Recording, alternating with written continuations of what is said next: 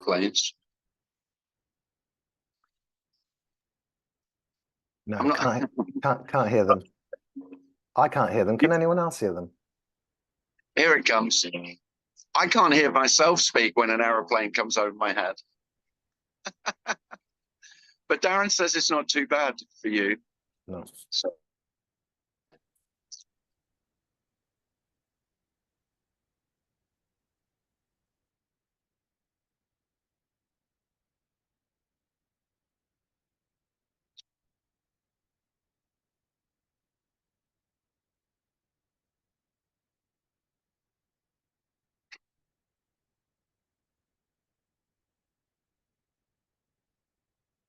So is it the same or different sitting in a garden in Los Angeles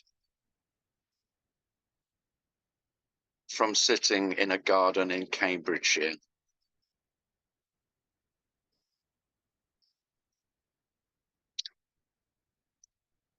And if there is a difference, what's the difference?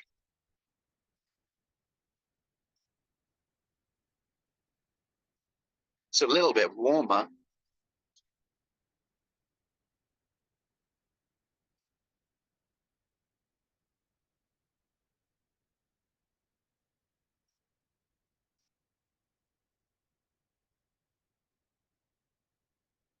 I remember having the sense when I was a kid of when I traveled.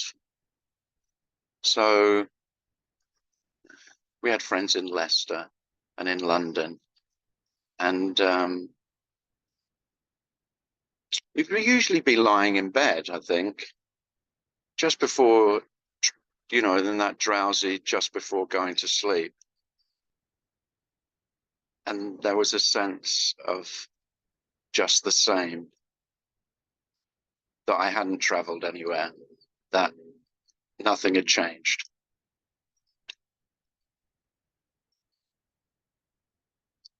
And I think what most of us do is we dismiss that.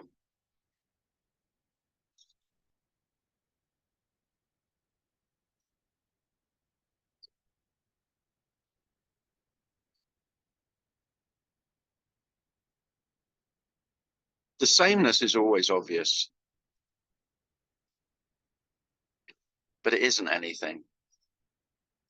That's the problem with the sameness. You can't say what the unchanging is because it isn't anything. Things always change. This always appears to change, but doesn't change. And I don't know this, but I'm guessing that that's what all human beings who have been seekers of that which doesn't change, I've always had to try and name it, try and make it into something,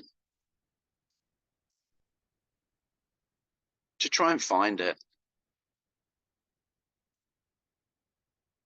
So here I am in LA trying to say it's no different than being in Maney in the Fens.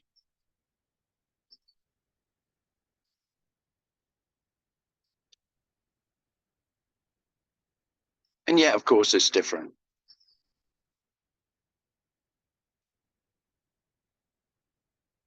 And I may end up saying platitudes like everything changes, nothing remains the same, nothing doesn't change.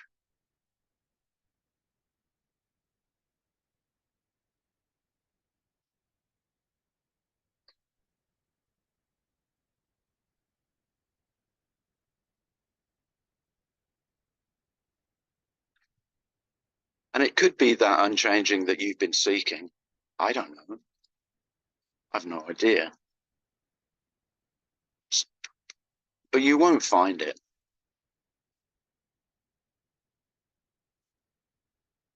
So again, there's nothing to be found, isn't hopeful. And yet that feels like love. It feels by far the most loving thing to say, that you won't find what you're looking for, rather than, okay, this could be what you're looking for. Here it is. Do you want it?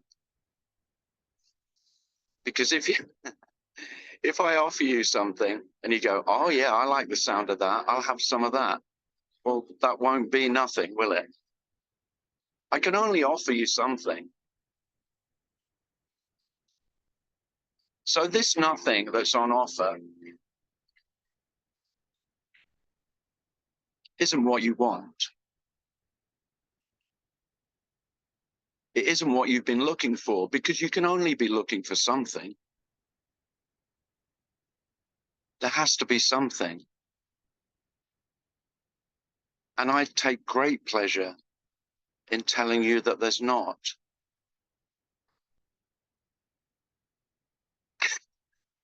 Well aware that that sounds as though I know what I'm talking about, and that I know nothing. No, it's not that I know nothing. I know lots of some things. I know all kinds of shit. I watch quiz shows and think I'm quite, oh yeah, your breadth of knowledge is quite astounding, Tim. But only in worthless knowledge. And maybe life can get to a point where your accumulated knowledge and your wealth of understanding is all seen to be utterly empty. All for naught, literally. And strangely, that may feel like love. Not a love that you sought.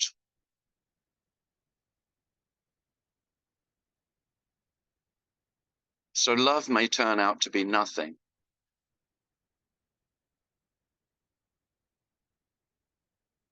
And strangely, well, bizarrely, that doesn't diminish love in any way. It actually makes it much more apparent, much more undeniable. So there is no love. There's only love.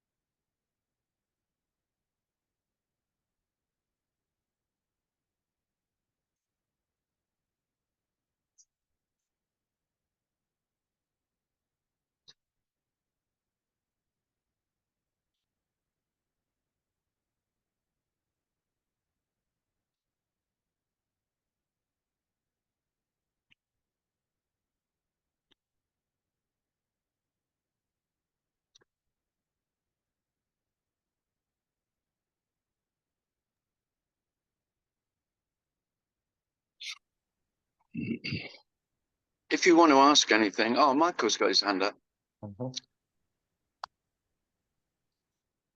You were Hi, talking about, Michael. hi, Tim. I haven't seen you in a while. No, I haven't seen you for a bit. Nice to Oh, see you. nice to see you. You were talking about change. I believe, or there is a belief here that we cannot see things without change. Change is an overlay. It's a conceptual freeze framing individual moments.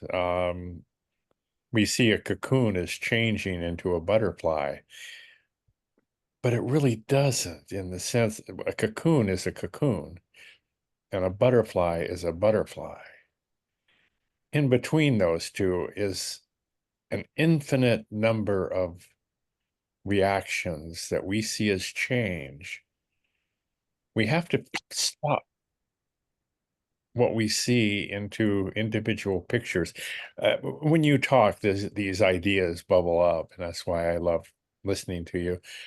That the most we have, and the most intelligent people have maybe the biggest photo album.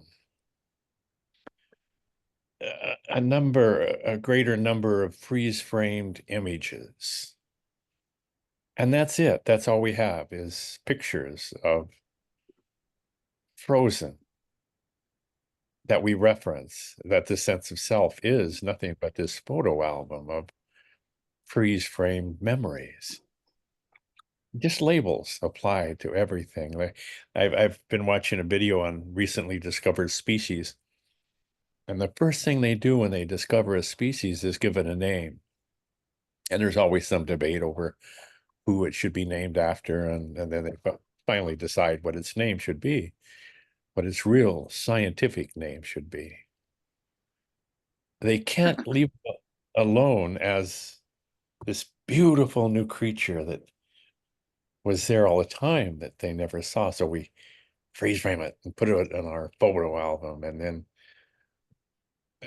I think the human brain is so delicious and so when you talk about love, I never understood, I never could grasp what you say, there's only love and there is no love.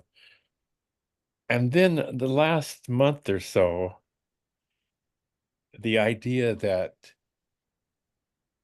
the brain can only see its own self-referential reference points.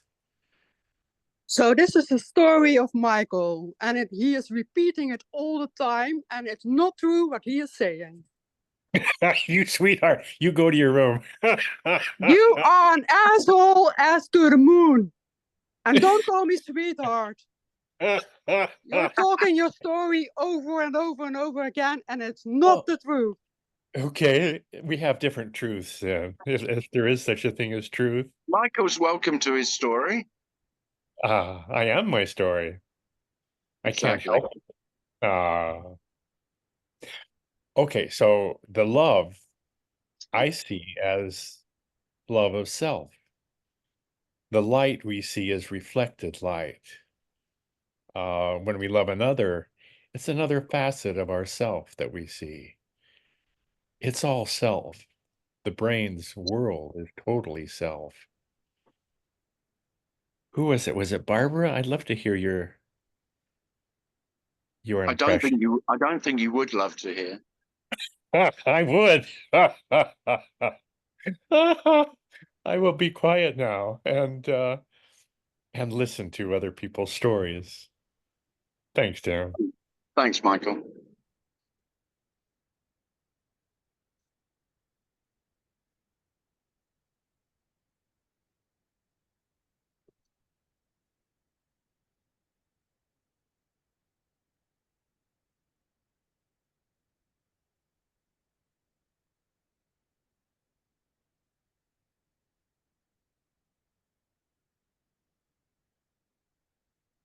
Razia has a hand up. I'm sure everyone is scared to talk now. Hi, Razzie. Hi, Tim. So happy for you. Saw you with your beautiful girlfriend. I don't know. Kate. She's such a joy. Yeah, I loved what Michael was saying. He was speaking to the impermanence of everything. The world is impermanence. There's no change. I mean, there is change all the time. The person that you see sitting here today will be a different person tomorrow. There'll be something added, there'll be something subtracted, a new skill, a little new knowledge. So there's this continuous change that is taking place. That's what's happening. And it is this impermanence that also leads to fear sometimes. Because we all know that this persona is going to die one day. And that will be the end of the story. So Well, I'm not afraid of dying, but I suppose that's where it goes, that eventually we all will leave. But yet, in that sense, there's also this deep knowing that presence is always here, somehow, I don't know. And love is so important. It is love that allows us to listen to the same stories over and over again and know that in that retelling is somehow so much of preciousness, so much of love. That's all we are, we love. If we can talk with love, I don't know. Sorry. It's just love always. Everything comes from love and dissolves back into love. This emerge is just here because of love. And I love you, Tim, and love you, Michael, and Anita, and all of you. Thanks. Thanks, Razzie. Sean has his hand up. Sean. Hi, Sean. Hello. Hi. Hello. Um, Hello. I've been listening to you for several years. Bless your heart. I emailed you a couple times, but Did anyways, I, like, did I respond? yes, you're always Okay. very nice. Oh, thanks. Yes. It's like I can't listen to anyone else but you anymore. All the Oh, others are stop just it, Sean. bullshit. Stop it. I'm not. No, really. It's like the not knowing or the unknowing is just so beautiful and so apparent. But then there's perception too, you know. So I just wanted to make a comment and just get feedback from you or see what you think. There is no self without another. When I'm with another person, I seek validation from them constantly.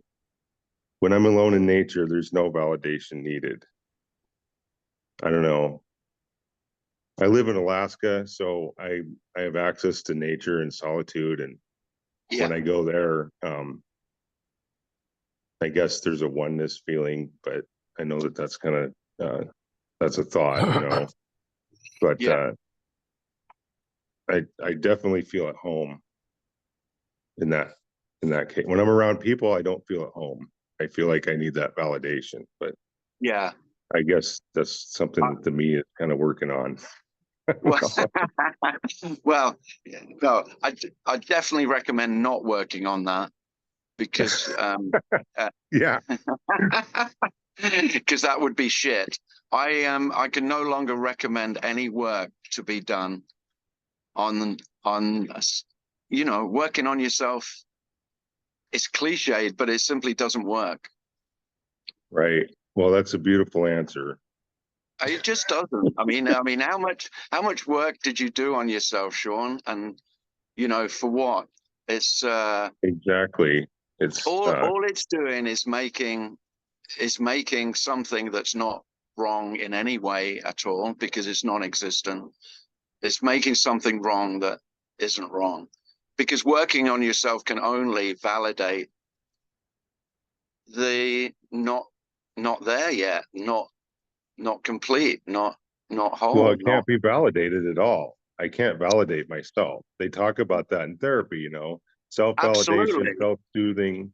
It's all Yeah. not true. I mean, It really isn't, no. But and I did a lot of that. So I mean, I don't feel qualified, but you could say experience of doing a lot of work on yourself is a kind of a qualification. And to say, well, where did it get me? right. And And that's what's beautiful I about love it it. then, I I love it guess. that you feel that that ease, and there is a sense of oneness. I mean, I don't call it oneness anymore because it sounds like I've become one with, and it's more like it's absence that there's anything wrong, really. That's how it feels to me. The sense of Right. Yeah. Why we love nature is because I don't seek validation from a tree. The rocks don't see me, and so there can be no validation, and that is the ease and the peace. For me, the oneness is more just a sense of ease and peace. When there's nothing to be done, there's nothing to be done with the trees and the rocks. They're not asking any questions. They're not, or they don't see me. That's really it. The illusion around people is that they can see me. And so the one that feels that it can be seen seeks validation and seeks to be seen in a certain way, in a certain light, to be acceptable. But the wonderful news, Sean, I mean, and this is the wonderful news, and I think it's why I'm at ease around human beings. Or I would say not as much as rocks and trees still, probably. But in a way, I don't see human beings as any different from rocks and trees. And by that, I mean they can't see me any more than the rocks and the trees can see me. Human beings cannot see other selves any more than rocks and trees can see other selves. You've never been seen by anyone else, and so there is an ease in that. You've never been seen, and you've never seen another. I So could just totally the rock. identify with the tree idea, but when it comes to human beings, that's No, so well, the thing difficult. is, human beings have a conviction that they can see you. Yeah, But so they tell but you that they can see you. absolutely, it's a They lie. reinforce It's a that. lie. But I don't mean it in a lie as in they're consciously lying. I know. They truly believe it. I mean, I'm well aware of that. But there's no dis-ease being around other human beings if they can't see you. And the reason they can't see, why there's this real, I mean, I don't doubt that they can't see me. I fucking can't see me, Sean. How the hell are they going to see me? I only can't see me when there's other. I don't know how to say that. I don't need to say anything. I don't know. You know, it doesn't even come up. I mean, and there was a time when that would be consciously thought about, but that doesn't happen. It's just it's undoubted. I have no doubt that no one's ever seen me. Right. Well, perhaps could ever see it will me. be that way for me, but it's not like that completely. It's kind of like when you're in the rocks and the trees, and there is a sense of I'm not here. Oh yeah. And that's glorious. I mean, that's that's why you love being in nature. And then round other human beings, you are there because you're in relation to the other self. Well, it's not true. I mean, I'm not saying you can do anything about it. I'm just saying it's just not true. Well,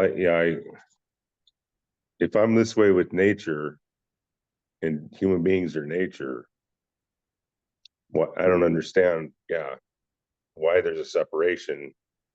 Why I'm separating humans out of the. I mean, don't berate yourself for it, Sean. That's everyone else. That's everyone else. That's why everyone loves a walk in nature. Yeah. All right. Well, thank you very much for. Oh no, thanks, Sean. Oh no, I appreciate it. All right. Thanks. Talk to you later. Maybe. Bye. It's funny, Tim. It just made me think. Sometimes when I'm on the tube these days, or the train, and there's a guy sat opposite me, and maybe he's 6 foot, and he looks like a boxer or something. Yeah. I forget that. Don't be looking him in the eye and smiling. I forget that I can't just stare at him. No, yeah. I'm just staring at it, and then you went, and just like you might go and stroke, you know how you might stroke the trunk of a tree.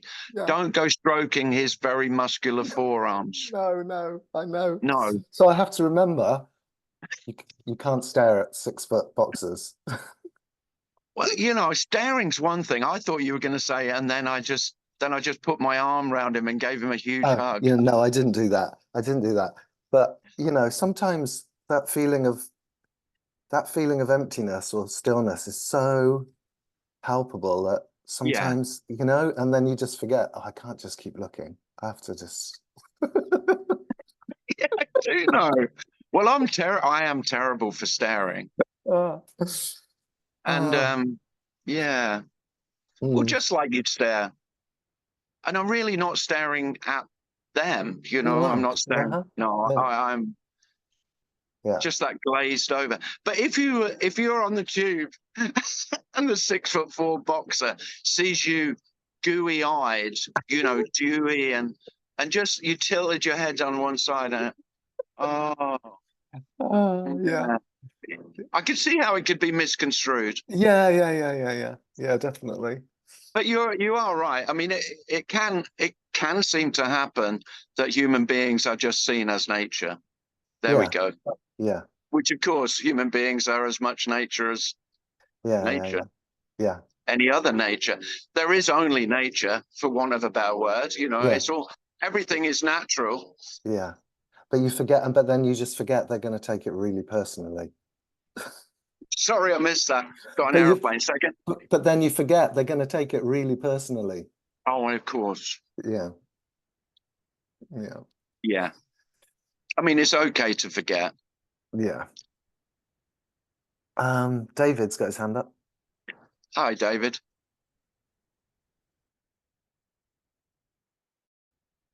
You need to You're unmute muted. yourself, David. Oh, there you go. You're muted, David. Can you, David, you need to unmute. Okay, try There it we again. go. There we go. There you are. There you are. Okay, it's lovely just listening and touching into Van Nuys. It looks like it's been good for you, Tim. Very good. Yeah, yeah. I spent 10 years of my life when my kids were small in that village in the valley.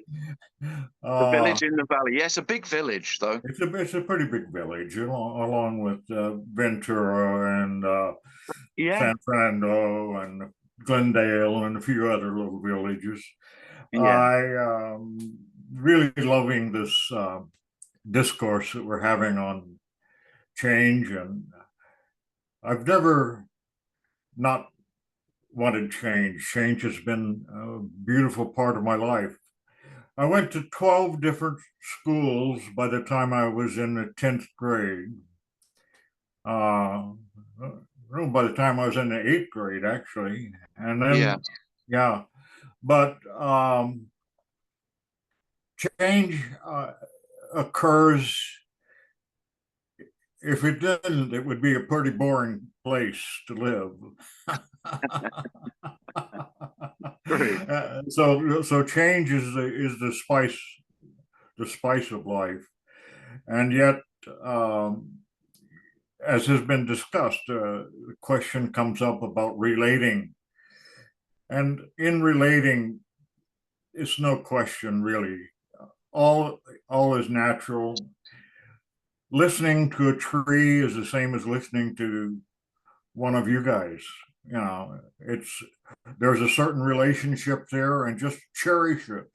Just being in who I am in relation to that, not trying to pretend anything. I have nothing to prove, nothing to be validated on, whether it's a person or a rock or a star.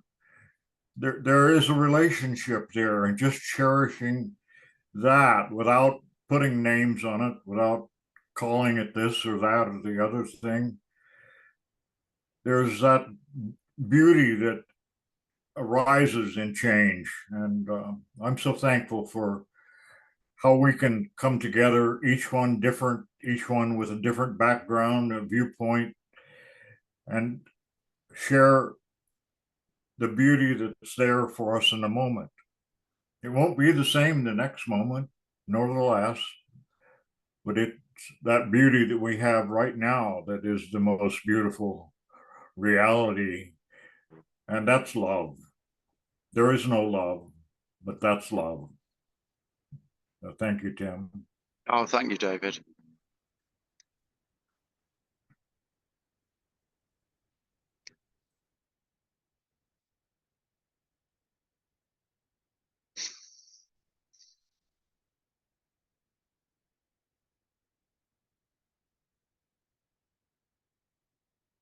Lisa has a hand up. Go Hi, ahead, Lisa. Hi, Tim. Can you hear me? Yeah, I hear you, Lisa. Yeah. Okay, cool. Yeah, I updated my Zoom. Okay, yeah, it's interesting. You know, I was diagnosed as a love addict when I've been in recovery for like ever. I don't know what I'm recovering from, but I was diagnosed, you know, as a love addict, and I think it's really interesting because, you know, all people talk about is love, and it's like, to me, it's such a double-edged sword. It's like, you know, I find myself, it's almost like, it's like I'm creating, you say like people create you, like, or I created you, right? Is that what you said that, right? Like I've created you, or you created me. I create. But I'm not anyway, sure. I'm not sure I said either of those, but I remember yeah, you saying that, like, you could, yeah, you could say that. because, like, so I mean, like after I connected with you on Zoom, you were in my dreams a couple of times, and in one dream you had these two wires, and you were by an outlet, and you were connecting the wires, and it probably has nothing to do with you, but it's like I found you, and then something connected, you know, and I'm always looking for connection. It's just, Right. but I'm also repelling it all the time, you know, because I know that I'm going to get dumped or left or trashed, or, you know what I mean? It's like, it's very dramatic, but so it's like I don't want to even watch your Zoom, but then I'm attracted to it, you know. That's kind of the love addict kind of. It's like I don't want to be where I am, but I don't want to be somewhere else, you know. It's Yeah. Oh, I and know. I know that's that what I feeling. live with, but it's just, I don't know if it's that I'm so uncomfortable with myself, so, which is why I don't have friends, you know. Is it my discomfort with, because I find people have a very strong effect on me, you know, like, Mm-hmm. and it's almost like I want to be more like you. I want to be like, oh, people and laughing, and but it's like, and I don't know if it's something I just need to accept about myself.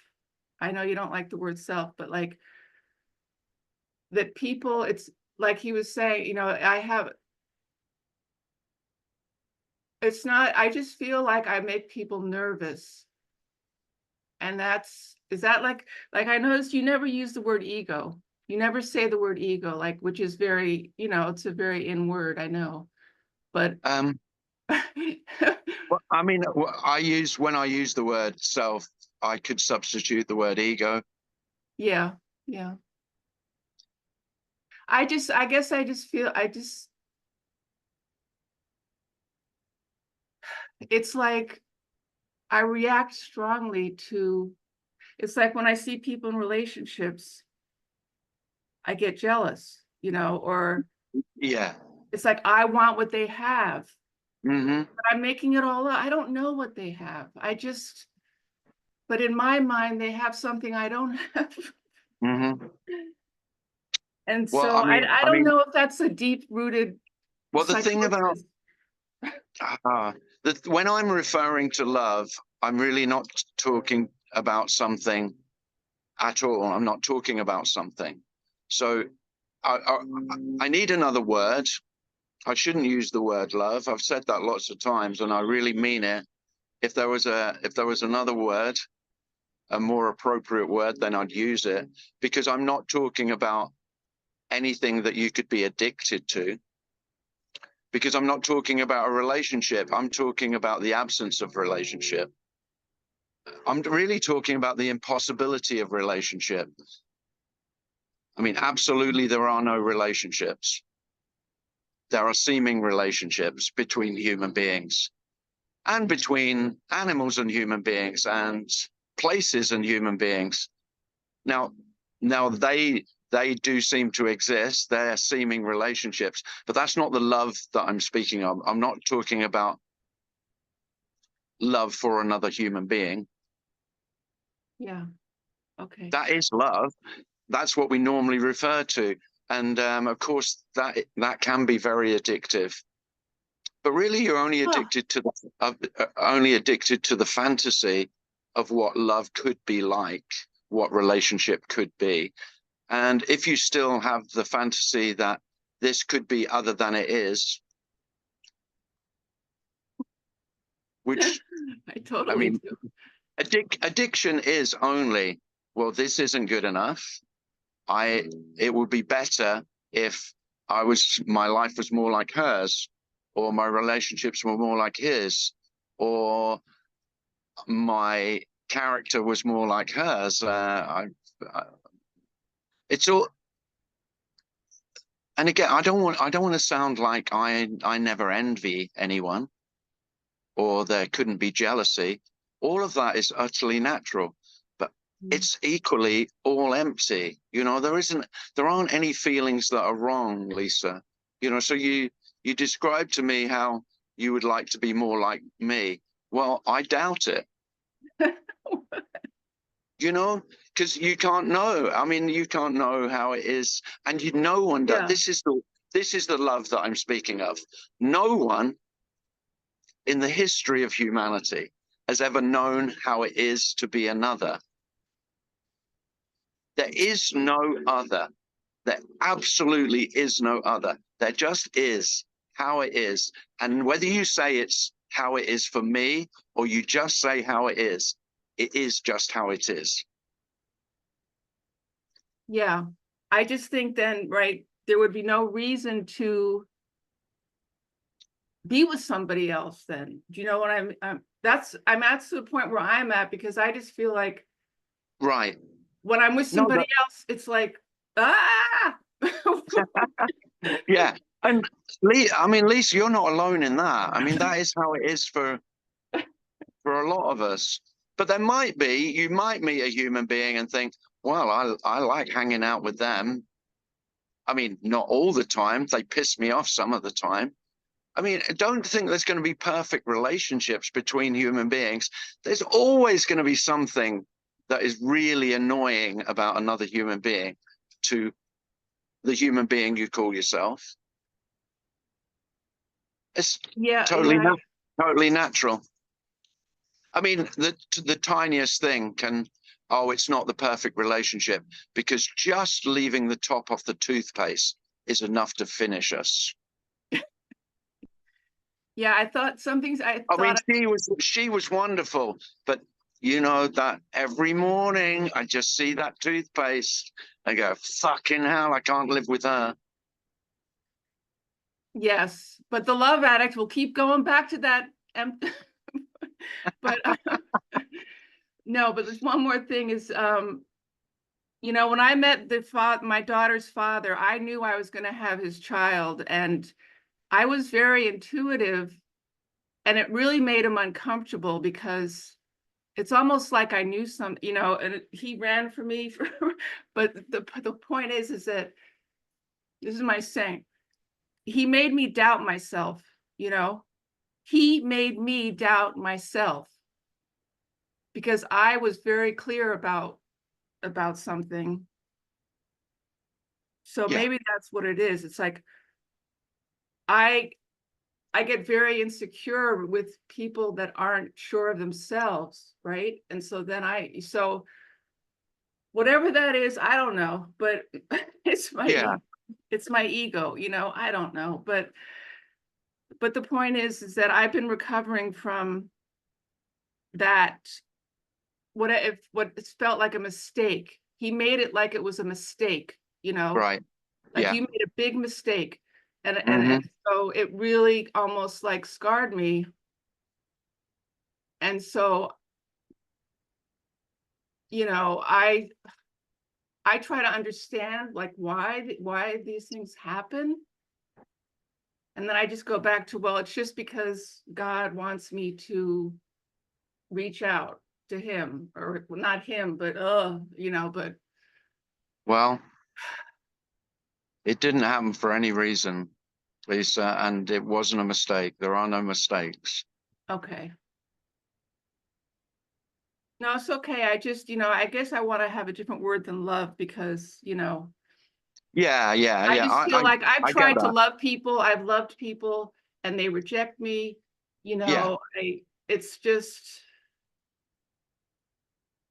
and Well, that's what that's why I'm just, yeah. I mean, love can't be given or received. Yeah, I can't expect anything, really, you know.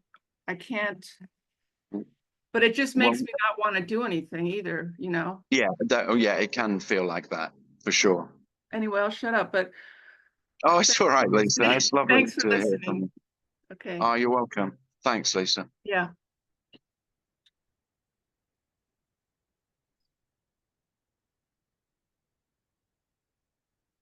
When I say there are no mistakes, I mean, is it not obvious that a mistake is only a mistake when you call it a mistake?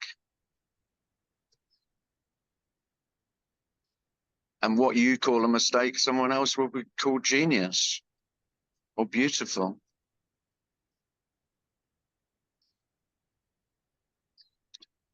And when I say that there can't be any mistakes, a mistake is not getting it right. Well, if there's no possibility of getting it right, what more liberation do you want? This isn't liberation from the impossibility of ever getting it wrong again. It's the impossibility of ever getting it right. That's the freedom. Freedom from getting life right, doing the right thing.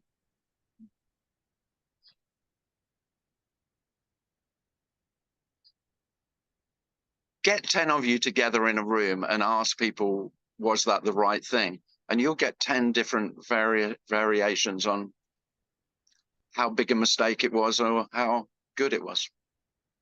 That's all that right is no more than a human being's idea of what is right. There is no right or wrong. Absolutely. Absolutely not.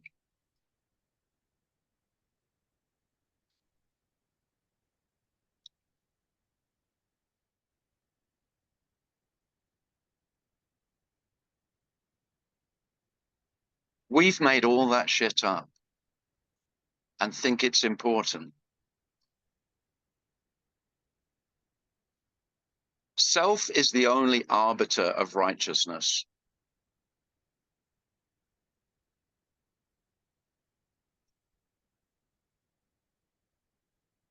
That tells you all you want to know.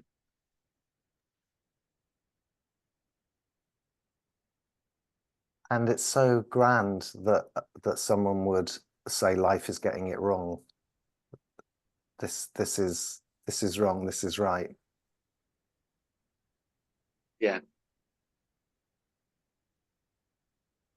I mean, it's the ultimate grandiosity of self. I mean, self is God, God is self. There's no doubt about that. I like to control my life and do the right thing. But there's other stuff in the world that it's pretty obvious that I'm not in control of.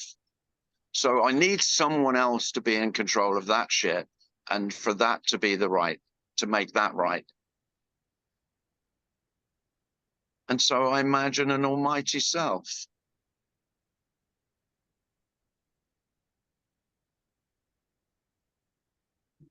The ultimate arbiter of righteousness, even though I can't see it. And so to make it right, all the things that I think are wrong, it's just because I can't see how it could be right. But of course it must be because I need it to be right. I need it to be right. That's all. Well, what if nothing is right? But of course, if nothing is right, nothing is wrong. Now, this is the hardest, I think. This is, I don't expect anyone ever to come to an acceptance of the most horrific crimes against humanity, against, the most heinous, disgusting acts that human beings do are not wrong. I don't mean that in a relative sense. Of course, relatively they are. And of course, just because something is disgusting and abhorrent, that isn't, we've made up this notion of righteousness. It doesn't make it right or wrong, but it does make it disgusting and abhorrent still. That's natural. The righteousness is not. Dogs do not judge your righteousness. Even, stories of dogs who are so ill-treated by their owners, but they still adore them. Because dogs don't judge righteousness. Only we're very good at it. And we make it, I will suggest that that's the root of most suffering. If essentially nothing is right or wrong, it doesn't need to be made right. It might make you a little indolent. You may feel, oh, I don't like this apathetic feeling I've got. And what's the fucking point of getting up? Well, here's the truth. There's no point in getting up. Now, you know this already. And you love, just like a dog. Dogs don't set an alarm. I've got a dog thing going on today, but dogs don't make themselves get up and do shit because it's the right thing to do. So you might find yourself not being as productive. In fact, you almost certainly will find yourself being less productive. Not necessarily, but if you were doing it to be good and righteous and respected and loved, then most of that might stop happening. You might just find you're doing a lot more, or there's a lot more doing of stuff that's pleasurable. And that might not amount to much at all. It might seem to be amounting to nothing at all. Wouldn't that be terrible? What are your family going to say? I tell you what they're going to say. They're going to say you've lost the plot. And of course, that's quite accurate. If you see the plot as for what it is, which is the plot, the storyline, if it's just a storyline, well, doesn't matter whether the story goes how you want it to go or how, your family and friends. You don't seem to be doing a lot these days. And of course, if you lose motivation, that's typically seen as depression.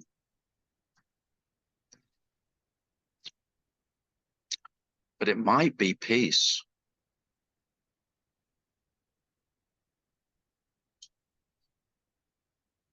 Don't expect others to recognize your peace, because it won't be your peace. But don't expect it to be recognized. It might be seen as, well, I feel so sorry for her. She does so little these days, virtually nothing. Bless her heart.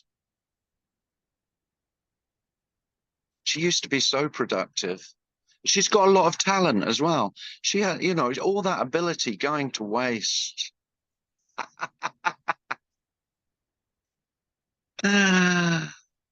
Talent schmalent.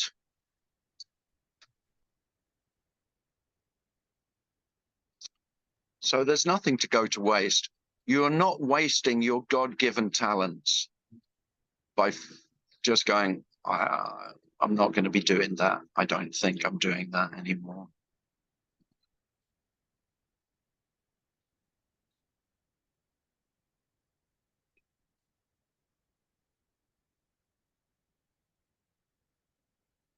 It's just that society doesn't see sitting in the garden, staring at the trees, just being transfixed with the light coming through the leaves, which, come on, that's as glorious as it gets.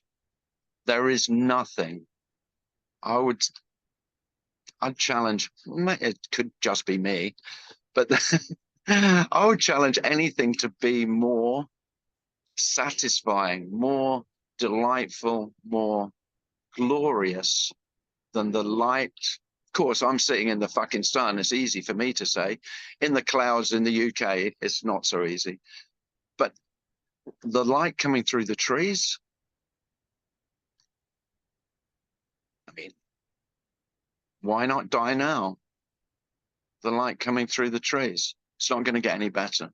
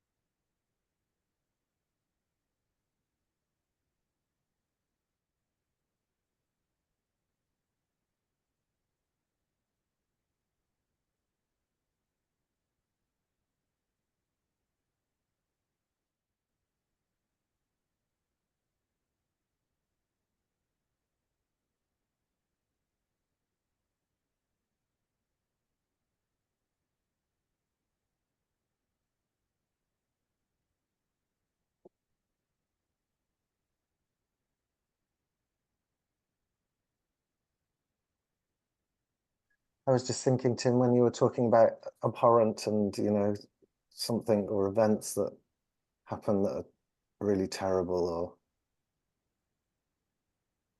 it's sort of also obvious that it couldn't be any different. So there's something about that when there's not a story about how life could be different, somehow it's not that it's not still painful or difficult. It just isn't as bad as having the story of how it could be different somehow. No, you could say there's more pain, Yeah, but less suffering. The suffering is in yeah, trying to make it right. yeah, yeah. Oh, life is painful. Uh-huh.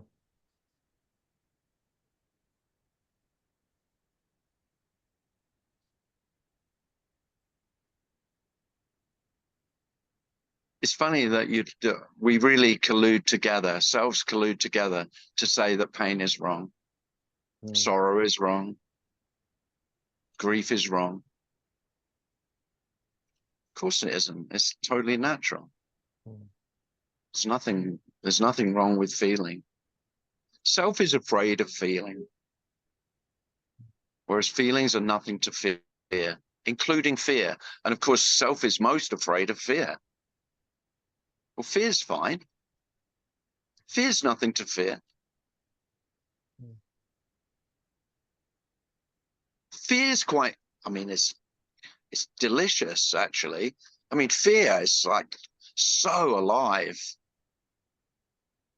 Anger, all these negative emotions that we've been, because the adult selves taught us early on that their negative emotions. Mhm. And they're dangerous. They're dangerous emotions because self is afraid of them. But there really aren't any negative emotions. No, and it seems when anger's appropriate, it feels quite positive in a way. Oh, it's very positive. Yeah, yeah.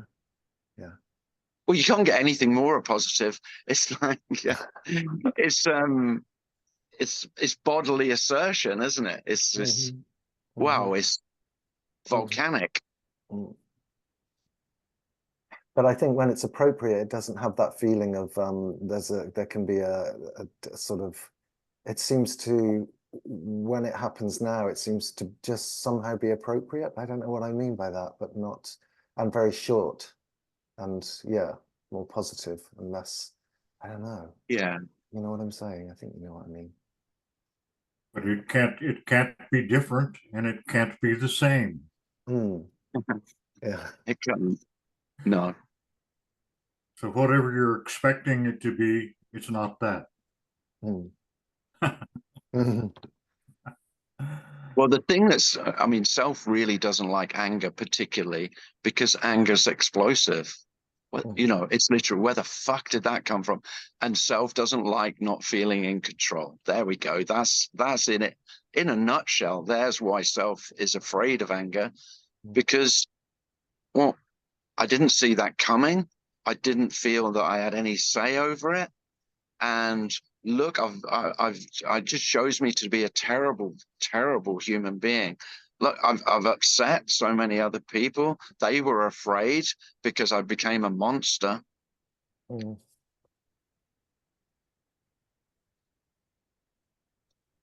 Well,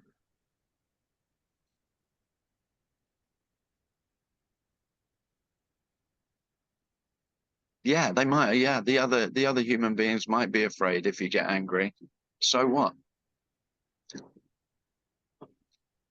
Well, I tell you, so what? You don't like it because they might dismiss you as, oh, he's got anger issues, and then they've sent you to therapy. Not again. Shit. Another thing for me to work on. Fucking hell, I was doing so well, but then I had this outburst, and it was obvious to all those around me how little progress I'd fucking made. Here we go again. Shit.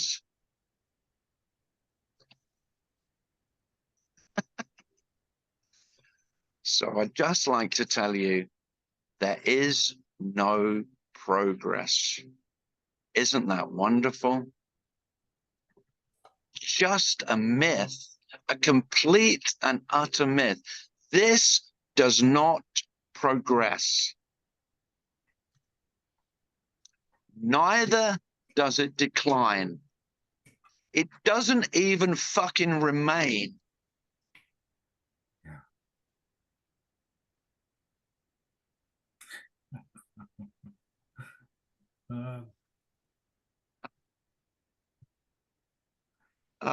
Well, I've enjoyed sitting in the garden, speaking to you, apart from the aeroplanes. But hopefully that didn't. Yep, didn't hear one. You didn't hear them at all. It's funny because they're so loud. That's odd. There we are. Well, thanks for turning up. And apparently, I'll be back sitting in my chair, if it's still there when I get back. It might not be there. To see you next Thursday, maybe. If there is a next Thursday, which there's not, I'll see you next Thursday. Thanks, Darren. Lovely to see you all. Thanks, Tim. Thanks, Tim. Thanks, Darren. Thanks. Bye Lovely bye. to see you. All the best. Thank you. Thank you. Thank you. Take care. Bye. Bye. Bye. Thanks. Bye.